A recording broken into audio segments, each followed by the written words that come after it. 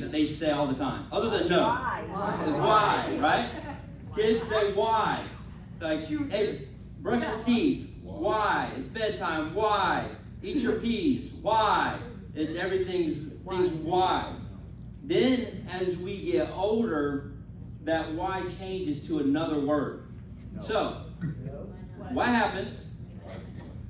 What happens is when you meet somebody as an adult and you start to talk to them and you want to find out something about them, what's the question that you ask them usually? First, well, what do you do? Yes. So as a kid, we ask why. Then as we become older, as adults, it's what. I just realized I don't have an eraser here, so I'll have to figure out something, Kleenex or something. So now I'll have to use this area. So it's what? What do you do? And we kind of, as we get older, we lose the wonderment of why, and we kind of settle into the what. What I do. I even heard with some of you guys, your answer is, I do what I do, and it becomes what I do, not why I do it, but what I do. So then, and I was just talking to another pastor about this earlier today, and this isn't just thank you. This isn't just in churches. This happens, but it happens with businesses. It happens as a parent, as a husband, as a spouse. This happens is you find out when somebody that you look up to, somebody that has, you see them and they're succeeding and they have what you want to have, and then you figure out what they're doing with it, and then what do you do a lot of times? You try to mimic it, right? This is big, especially in the church world. How many of you've seen churches do that? Like you see one church that's really succeeding. Anybody know what a mega church is? Oh, yeah, really big church, right? Yeah. Definition, I've seen a couple of them, but the one definition I like is any church over 1,000 people that running over 1,000 people is mega church. And what happens is these mega churches, nothing wrong with them.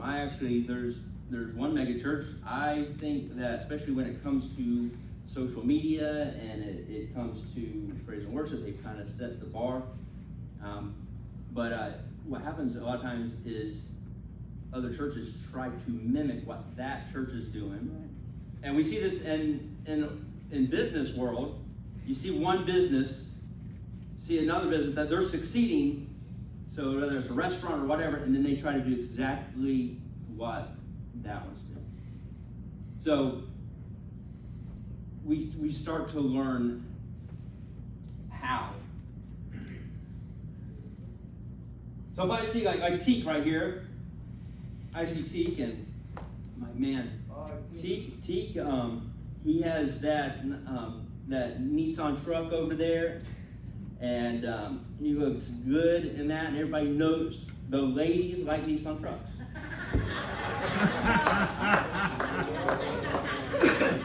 Well, you're running from them because it goes so fast. You can't keep up with you.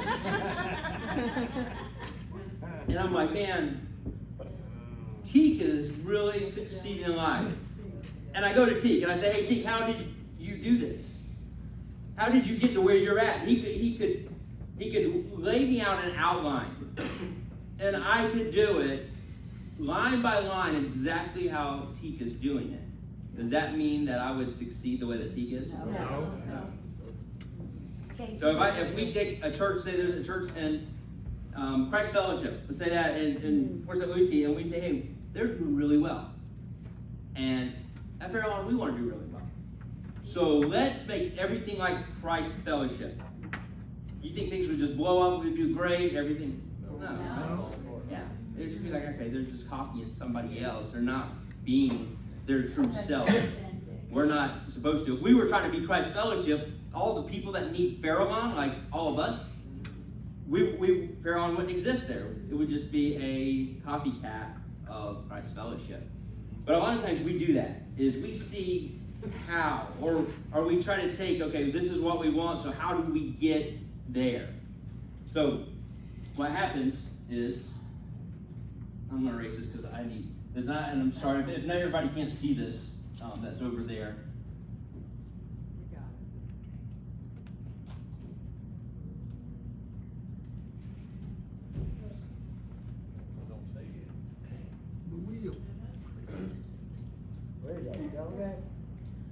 You would think so, because these are perfectly round circles. Okay. So, here at the bottom, we have what we do.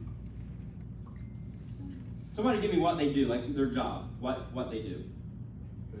Fishing, okay? That's fishing. What is it? Dental assistant, okay. Flagger. Flagger, okay. So what you do? I'm a fireman and I'm a pastor. What I do. Now, the next one, and there's nothing wrong with that. What I do, I'm a firefighter. That's how I pay my bills. The past 14 years of my life, I've done pretty well with that. I enjoy the job. Not as much as I enjoy pastoring, but I enjoy that. So there's, with that what, nothing wrong with it. I don't mean it's bad. And then it's how we do it. Now this is big because in everything we do, we're supposed to do it in excellence. We're supposed to do it as we're doing it unto the Lord. So when you're working as a dental assistant, you're working for the dentist, but actually we're supposed to be working like we're working for the Lord with that. So doing it in excellence. But if these things are what drives us, what we do or how we do, or how we're going to do it, what's going to happen if I'm so focused on the how and I go through all these motions and it's supposed to turn out one way, but it turns out another way? How's that going to affect me? It's going to fall apart, right? Yeah. Yeah, I'm going to have to do some processing. I'm going to have to try to figure it out. If it's all about what I do, and you see this, a lot of people, their identity gets wrapped up in what they do. I'll use pastors as it. There's a lot of pastors that have that position as a pastor is everything to them. And if it's taken away or if they fall apart. And it's same thing. Firemen happens there. If Denise got caught up in that's, everything was about what she did with hair, and then all of a sudden she wakes up and everybody in the world loses their hair. Something with the sun and the stars, and everybody's hair falls out and we no longer have hair. What's that going to do to Denise? She's going to I have no purpose in life. If it's all focused on that. Open a restaurant. And we're going to be like, we're going to have to pay for haircuts. So, and we're going to really find out, who looks good bald or not. Obviously, Tink will look the best. I'm losing my hair. And so, what happens is the thing that really should drive all of this is our why. Why we do what we do. So, here at Fairlawn, we've said it so many times, like our vision, or why is to be a training center, but our why is to lead people to Jesus. We want to be that extension of Jesus. There's some people that the closest thing they're ever going to get to Jesus or experience that is going to be when they encounter us. And we want to show that love. We operate not as an organization, but we operate as a family. Nothing wrong with operating as an organization, but with this church, we feel passionately that we're supposed to operate as a family. So there may be some stuff that comes our way that people suggest, hey, Fairlawn should be doing this, Fairlawn should be doing that. And we're going to go, there are some great ideas. But we're going to have to say no to those things because it doesn't line up with our why. Now, what happens a lot of times, and just because this is, my why is Say my Y is X, Teek's Y is O, and my Y, all of my yeses are going to be to X, doesn't mean that I may not have the resources, doesn't mean I'm not going to sit down and, as a friend, talk with T about his Y, which is O. If I'm able to help him with O, I'm going to do that. Just because my Y is X doesn't mean I'm going to be just oblivious of everybody else's Y. So a lot of times, and I'm going to go back to the church world because if you didn't know that by just looking around, you're in a church right now. So a lot of times in these churches, we kind of, after a while, we start, okay, we're building God's kingdom, building God's kingdom. We get so wrapped up in it, and then it becomes more about the church's kingdom or the pastor's kingdom instead of about God's kingdom. And although our Y is X, we forget, hey, this other church over here, their Y is O, and they could use some help, and we have resources to help with O. Maybe their Y is to go out and have a big crusade out by the water, but they don't have any chairs. We're like, hey, we got chairs. That's not our Y. We're still going to support them. We're going to send people. We'll be there to support you. We're not going to put on a crusade because that's not our Y, but we got some chairs you can use, and we can help you get to your Y. So I just wanted to throw that out there. Sometimes we get so focused on our Y that we forget about, hey, other people have Ys too, and God's called us here to help. So, but what drives us should be our why, not how we're doing it or what we're doing it. Because truthfully, this how, I don't know if your life's like mine, this how goes up and down. There's sometimes this how is going really good, and there's sometimes this how is going really bad, right?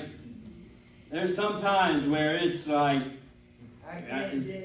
so, and the same thing. There's times, I'll tell you this, just being totally honest, as working for the fire department, because we have contracts, and sometimes things are really good, sometimes there's not, and it kind of like, there's times it's just a roller coaster ride. There's sometimes like, I can't wait to get to work to hang out with the guys and stuff, and then there's other times like, I just want to call in sick, because it kind of goes up and down.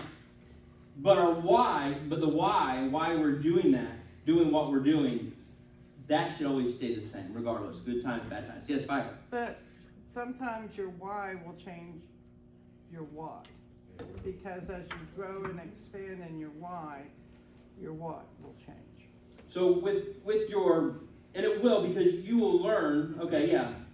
So, but my why's, the why is still the same, but say this, my why is still going to be, I want people, every time they come in and encounter me, I want them to also encounter Jesus. Mm-hmm. How I do that, right now, as a pastor, as a preacher, what I do, I come up here on Sundays, on Wednesdays, I speak, I do that. Let's say something happens and God moves me from this, and he says, okay, I'm going to just kind of put you in a holding pattern.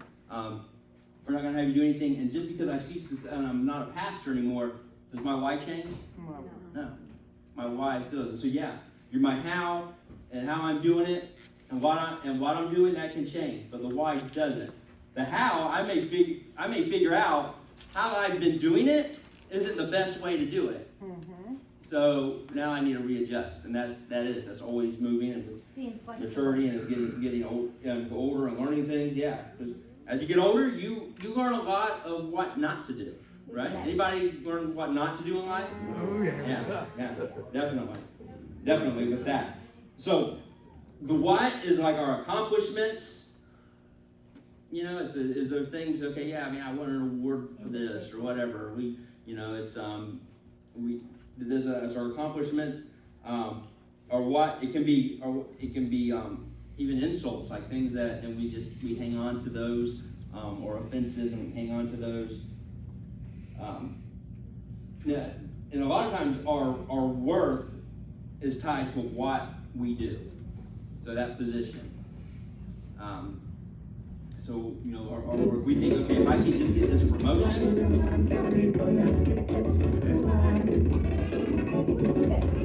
What is that?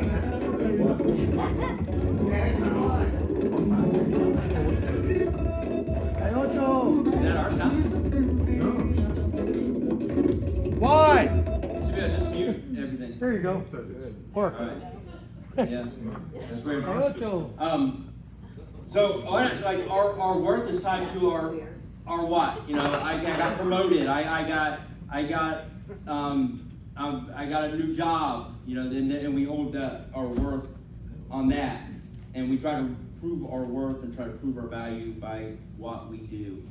And we see that. Like sometimes it's like, okay, I need to prove that I have value here at this church, so I'm going to come in here, I'm going to take out all the trash, I'm going to vacuum the floors, I'm going to clean the chairs, I'm going to do all this. That's a what, and those things are great. We need people to do that. We thank you very much when you do those things. But what you do is still not tied to why you do that. Why you do that is you come in here and it's like, hey, I want there to be an environment where people come in on Sunday and it's clean, and then when they don't have to worry about, hey, why is there cat hair all over the chairs? You know, why is there coffee spilled on the floor? Why is the trash overflowing? All of this stuff. I want them just to be able to focus on worship and on the message. So I'm going to come in here, and that's the why we're doing that.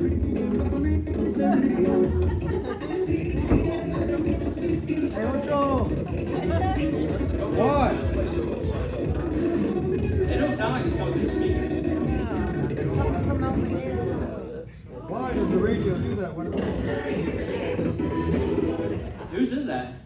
I have no idea. That's really weird. Say why? I knew it. I didn't think that was coming from the sound. I saw somebody with that earlier. Them Cuban. So a lot of times our success is found in the what. Our success is found in the what, but the significance is found in the why. If we focus on the what, yeah, people may think we're successful. We may even, okay, yeah, I felt successful, whatever. But the significance is in the why. If we're just doing the what, there's no why to it, or we don't know why we're doing that, we're eventually going to get burnt out. So I want you guys to turn to, and if you don't have your Bible with you, that's okay. We're going to throw it up here on the Sky Bible. Nehemiah chapter 1, verse 1 through 4. Anybody want to volunteer to read this, 1 through 4? Right? What's your name? Yogi. What is it? Yogi. Yogi the bear. Yogi. All right, awesome. Yogi, the fisherman. All right, Yogi, go ahead. We'll as you read it, Mark will turn to it. So we'll start with Nehemiah 1 through 4. The words of Nehemiah, son of Hakaliah, in the month of Kislev, in the 20th year, while I was in the citadel of Susa,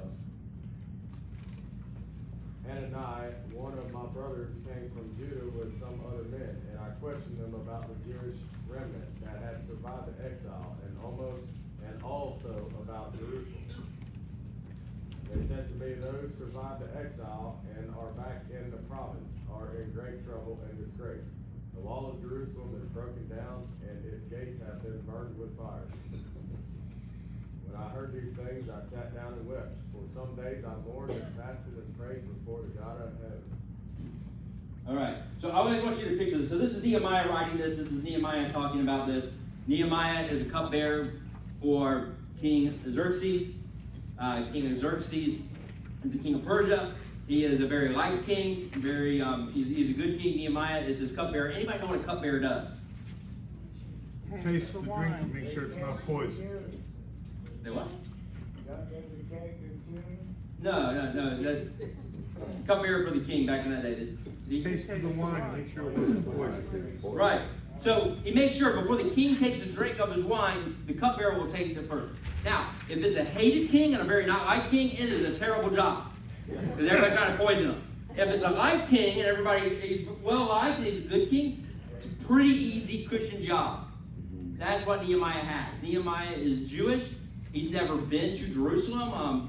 The Babylonian army came in. They took over. They tore down Jerusalem's walls. They took the Jewish people took them as slaves. After several years, Babylon was overtaken by Persia. Persia came in, took them over. They have these Jewish slaves at the time. The Persian king said, "You know what? If you're Jewish, we're going to let you go back to your home." So, out of 4 million Jewish people at the time, 50,000 of them went back. Now, you think, okay, why did only 50,000 go back? Well, a couple reasons. One, you remember the walls were tore down. They were destroyed. It's not, you're going to go back to broken walls, broken gates, broken temple. You're going to go back to that. Now, right now, the Jewish people are slaves in Persia. They have a chance to be free in Jerusalem. And a lot of times, if we're in bondage, especially if we've been in bondage for a lot of years, what's the one good thing about bondage if you've been in it for a lot of years? Familiarity. What is it? Familiarity. Yes. You're familiar with it. You know what's going to happen. That's why people stay in the same job, even though, man, this job stinks. This job is terrible. My boss is cursing at me, telling me I'm not good. Like, I've never got a raise in 15 years. Nobody ever tells me they appreciate me. But the one thing I know what to expect when I get there. And a lot of times we do that with bondage. Freedom's available to us through Jesus, but we were familiar with the bondage we've been in. So we stay in that bondage. We stay a slave to that because, hey, I know what's coming next if I stay here.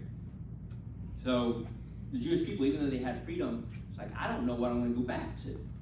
I heard that the gates were crumbled. I heard that, it's a lot of work to go back. So if I just stay here, I'm a slave, but at least I know what to expect. So they have 50,000 people there. Nehemiah is a cupbearer to the king. One of his relatives comes to him and says, hey, every time the 50,000 people that are free in Israel, they start building the walls, somebody else comes in and tears them down. Now, Nehemiah, what he does is he is saddened by this. I think it's important to know Nehemiah has never met these people. He may know some relatives, but he's never been there. But these are people that are his kin. These are people that, so what he does is, the Bible says that the first thing he does, I'm going to do this because I want you guys to see this. He sits down. He sits down and he starts to weep. He starts to cry. He starts to pray. He fasts. But he sits there and he identifies with their pain. And that's so important that we do that, because I'll say this, there's always going to be somebody that has it worse than you have it. There's always going to be somebody that has it better than you have it. Always. And if we just focus on, man, that person has it better. Why does that person get this? Why does Yogi get to go fishing all day and I'm stuck, at the firehouse? Why does, and we sit there and we just start on that. Well, it's going to be a pretty miserable life, right? But if we sit there and we identify, okay, the people that have it worse than I do, how can I make their lives better? So Nehemiah sits down and he identifies with their pain. He sits in their pain.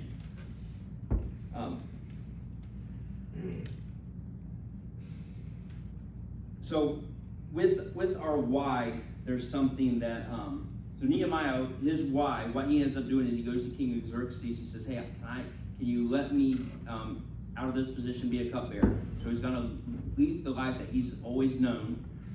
He's going to go to, and now he's going to go to Jerusalem. He's going to go and start helping rebuild the walls.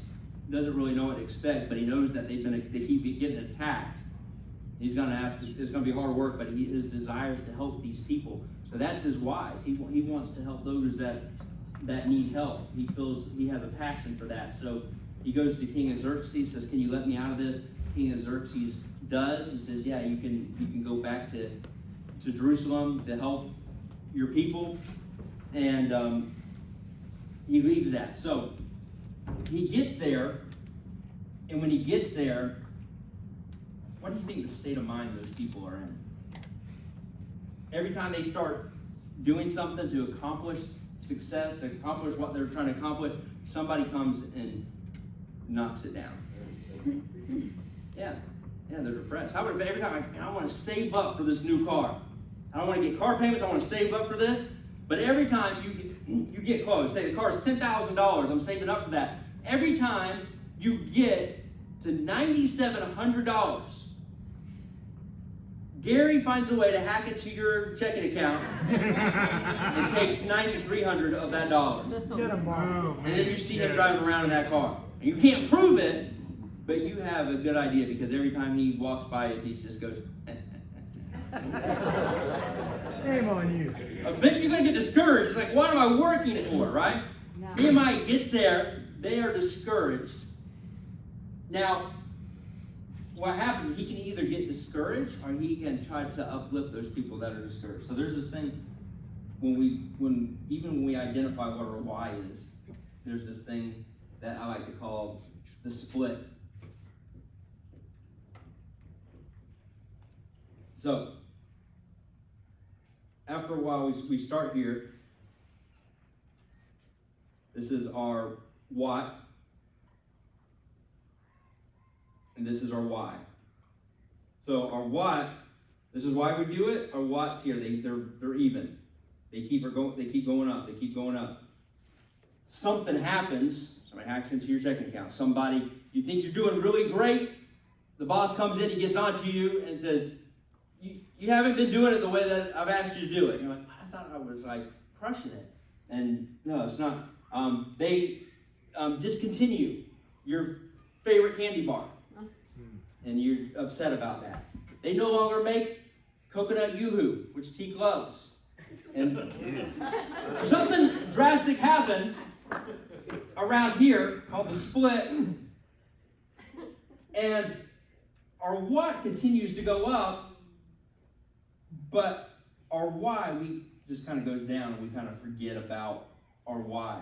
So how many of you have ever done, you're going through the motions of the what you're doing, and you have no idea why you're doing it?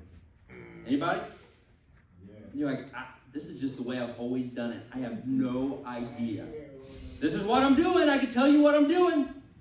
Somebody asks me, why are you doing it that way? No idea. No idea at all. It's just how I've always been doing it. Is it working for you? Nope. Why you keep doing it? No idea. I know what to expect if I keep doing this. Every time I get money, I decide that I want to go and blow it at Outback Steakhouse, and then go to Walmart and just buy a bunch of those Nerf guns so you can shoot them at people. And again, I have no money left. I still, what? Why don't I have any money left? Because I keep spending on Applebee's and on Nerf guns. Why? I don't know. It's what I've always done for months. This is what I'm doing. Is it working? No, absolutely not. But we keep doing it. So it's very important that we constantly remember why we do it. I highly recommend writing it down.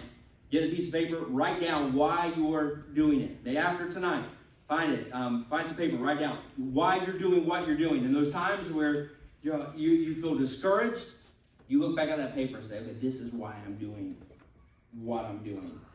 This is why I'm doing it. Also,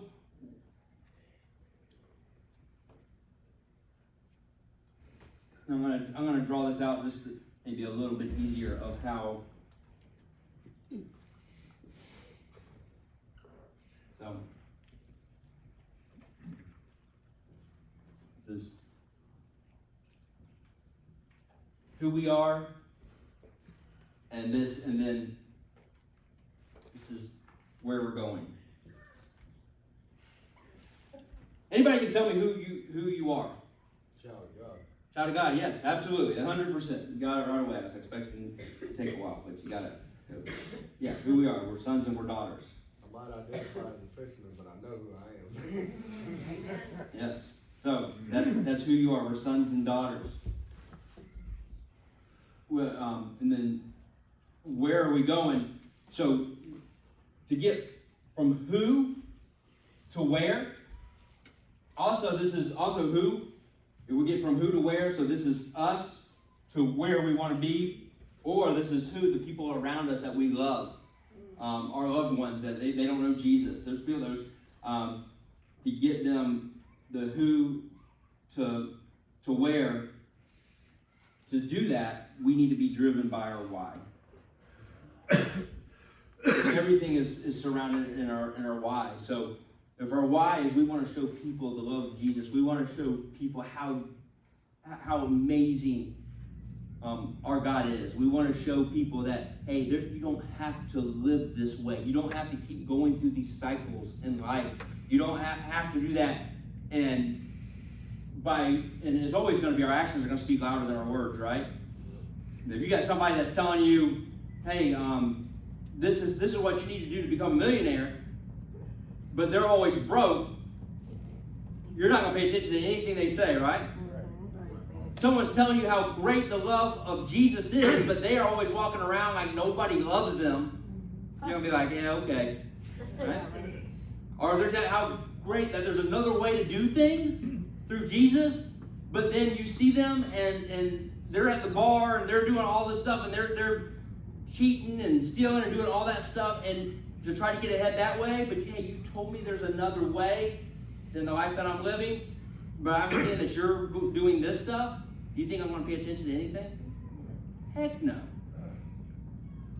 So we got to let our why be what directs who to where, and stay focused on what our why is, and what our why is as an individual, what our why is as a family, what our why is as a church. This is where we're going. And I want to throw this in there. This is one of this is my little psychology, scientific, whatever. I'm really fascinated with the chemicals, reactions in the body. I think they're just so interesting. Dopamine. Dopamine is when a temporary high. So anytime that you take your phone and you look at it, and you look at social media, you get a little spike of dopamine. Anytime, hey, your favorite TV show's on, you turn on your TV and you watch Gilligan's Island. Tommy loves Gilligan's Island. He turns it on, Gilligan's Island's on there. Big Skipper fan. He turns it on, little spike of dopamine. But the problem with dopamine is it's temporary. Dopamine's the same. The dopamine that's produced in your body from those temporary highs, the same thing that increases when you do drugs like cocaine. Same thing that nicotine produces. Alcohol produces it. It's that little that adrenaline rush, that little that dopamine is a temporary high. There's another chemical. It's called oxytocin. Anybody ever heard of this? Yes. Now oxytocin, they call it the love hormone because, well, it's the chemical that reacts when your body touches somebody else that you're in love with. It's produced when if you with your wife, if you kiss your wife, you hug her. Not just your wife. Anytime that you just see someone at church. One thing that I've heard people say a lot about Fairlawn is you can't walk into Fairlawn without getting a hug. When you know why people love that? Because a little bit of oxytocin gets produced. Something that can be produced through video games or video conference calls. It's an in-person thing. Oxytocin. Oxytocin also is produced when you help other people in your body. So if I do something, Teek's struggling, Teek, you're getting picked on because you're on the front row right here in front of me. If Teek is struggling and God lays on my heart to help Teek and I help him, whether he says thank you or not, because if we're just doing it for the thank you, it's not really, that's why we're doing it, not really to help him, right? When we do that, oxytocin is produced in our body. Now there's health benefits to oxytocin. All right, so with oxytocin, it helps your health, helps your skin to look better. For those that have been, you're like, man, I just need to find the right moisturizer, try oxytocin. You're less likely to get sick. Check this out. For those that, Bob, you'll want to write this one down. You know, big workout buffs. Helps your muscles grow faster. Easy, Bob. Yeah, when oxytocin is high in your muscles actually grow faster. It helps with stress. It's an anti-stress hormone, and it helps you when you are sick or even any wounds or anything. It helps your body heal itself faster. This is how it's interesting because this is how God made us. So He instilled inside of us this mechanism that when we help other people, it also affects us and helps us. And it's kind of, someone told me one time, oh, that's kind of selfish.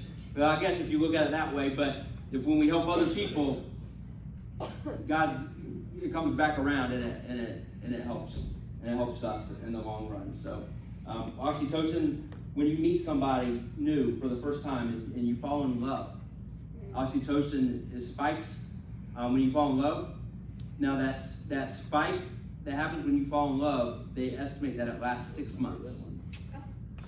6 months, and then it goes away. So that's why a lot of times like that staying married or staying committed to that person that you love is a decision, not a feeling. Because there's gonna be some times it's like I love my wife, Julie, but there are some times I'm just like, I just need some space, okay?